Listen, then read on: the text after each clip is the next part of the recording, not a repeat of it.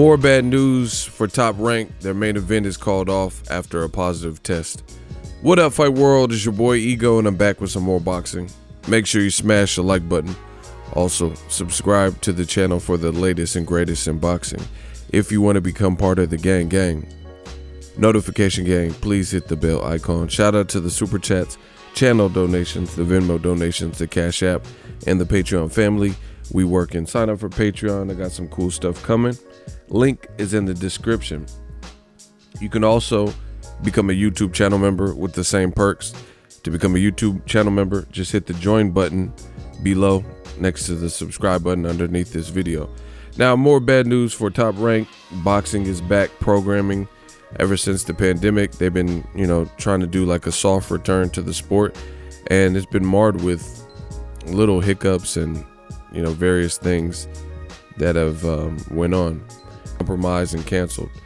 Jose Pedraza was fighting Mikel Lesperi, and the fight is now off because the opponent, Mikel's manager, Josie Tavares, tested positive, as you guys see on the screen. Thursday night's Top Rank ESPN main event between junior welterweights Jose Pedraza, Mikel Lesperi has been canceled after Lesperi's manager tested positive. Quote, the bottom line is the manager tested positive for, I don't want to say it, after the weigh-in yesterday. Brad Jacobs, chief operating officer for Top Rank, told ESPN on Thursday morning he was negative when he was tested when he arrived here on the 14th. The protocols were set. It calls for any team member that has been in close contact with the fighter. If they test positive, the team's got to go. Says a 10-round lightweight between blue chip prospect Gabe Flores Jr. and Ruiz has been elevated to the main event. And the guy says, I'm devastated. This was my opportunity to showcase my talent to the world, but everything happens for a reason. This is just another roadblock in my story. I apologize to Jose and his team for an inconvenience this has caused. He is a great boxer, and I hope we could reschedule the fight soon. He says, I'm not exhibiting any symptoms. I'm looking forward to hopefully rescheduling this fight as soon as possible. I'm devastated for Mikel. So, that's the gist of it. I'm not going to read all this. Nevada State Athletic Commission in a statement did not address medical results, but say Top Rank's operational plan has proven to be effective and efficient, ensuring the health and safety of all personnel within the closed system. End quote.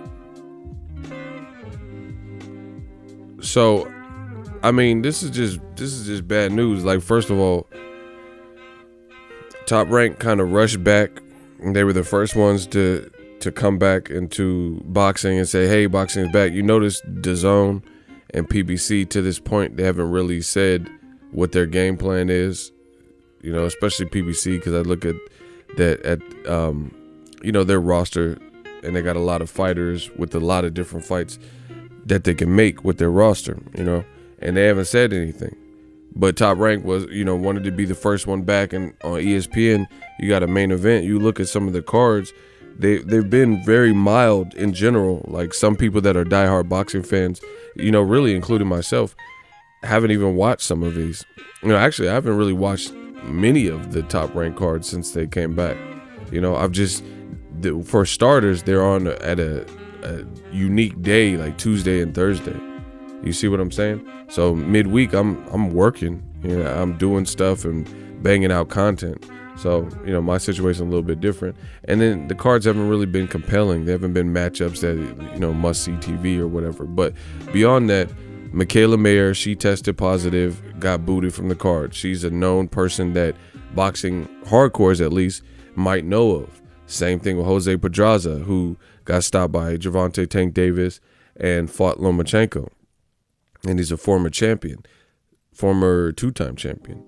So he's the main event, and it's not a big bout, but the dude looked like he had a pretty decent record, I think, the Les Pierre dude, and at least boxing fans will be familiar with him. And these named people are getting booted off the camp or off the card. The other thing that sucks is for the opponents. The guy looks to be in shape right here, and Now he can't fight. So these guys whose camps are tested positive, and then nobody can fight. You know, the fighter didn't test positive. It was his trainer. But I understand from a safety protocol, they're like, you in close quarters with this dude. We don't know. Now, I do have other questions. Like, I don't know. I don't know exactly. I don't think anyone in the world knows everything about this Rona. But how did the guy get there on the 14th, right? And he tested negative, like, so he had no failed test or symptoms that he had this. And then after the weigh-in, the night before the fight, he tests positive for this. So it's like, what are people doing? Like, I don't know. I haven't flown. I'm like really still quarantining and stuff. Like, I'm not going out unnecessarily. I'm not going out to get haircuts, you know, stuff like that. So my thing is, like, are people, like, is this dude's manager out and about and going to Vegas and going to the bar? It just makes me wonder what people, like, what if people are taking this serious still. You know what I'm saying? I can't speak. I don't know what he was doing. But I'm wondering if people are just acting like this is completely gone and then it's getting caught by surprise. But either way, it's effing up the bag and what Top Rank got going. Like, again, Michaela Mayer tested positive. Les Pierre dude tested positive. They had another dude who was supposed to fight Brian Lua, and on that card, on that particular card, the guy came in 5-6 pounds over, so that fight got canceled, obviously, because he's not even trying to make weight. Then you had the Jesse Magdaleno fight that ended. It was a rough fight to watch. It was very ugly. 4 points were deducted, and it culminated in the referee finally disqualifying the opponent.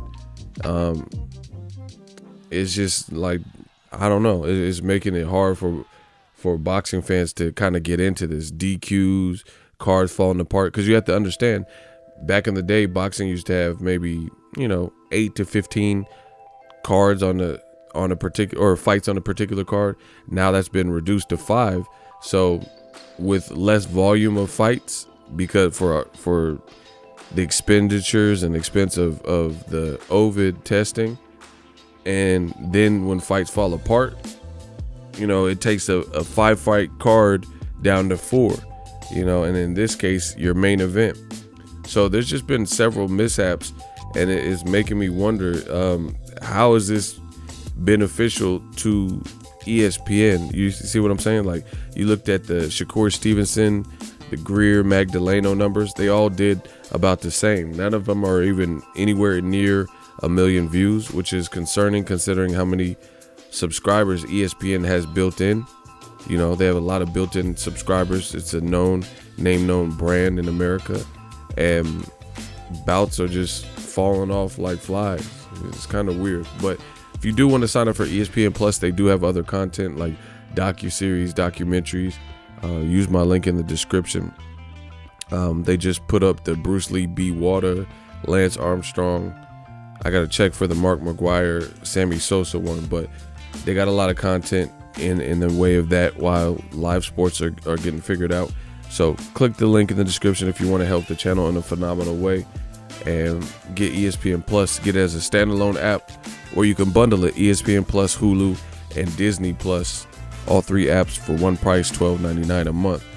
Again, this is the status of where boxing's at currently, but it's making me wonder if Top Rank even regrets coming back so soon, because it's been like hurdle after hurdle trying to get this done. You got commentators commentating from home.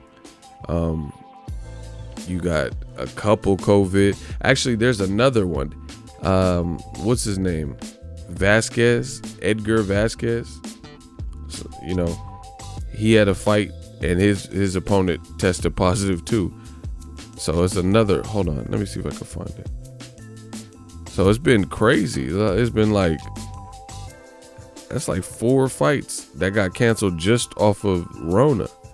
And then not to mention the guy who missed weight and it got canceled. Like in the Brian Lua fight. And then not to mention the other main event, Magdaleno, got pushed back, or it got disqualified. So my dude, shout out to my dude Gabe Flores. He's gonna be bumped up to the main event, so check him out. You know, he could scrap, and we'll see. But it's getting hard when the cards already only have 4 or 5 fights, and then one of them that you know at least one of the players in is getting hacked. But hell of an opportunity for Flores Jr. to try to impress. Let me know what you guys think of this. Drop your thoughts in the comment section. Have you been impressed with the ESPN top ranked cards? I know it's a uphill time, but I feel like UFC hasn't had quite as many problems. They did have, I think, one fight, but it was like Souza. It was like an undercard fight, right? But there, Amanda Nunes, she still fought. You already had Francis Ngannou. You know, some of the bigger names that were supposed to fight did get to fight still. So I understand protocol. I understand you have to hack the card. I'm not mad at that. It just, these top ranked cards, they need a little bit of love for various reasons. Let me know what you guys think. Drop your thoughts in the comment section. If you love what I'm doing, smash the like button. As always, hate, comment, and subscribe.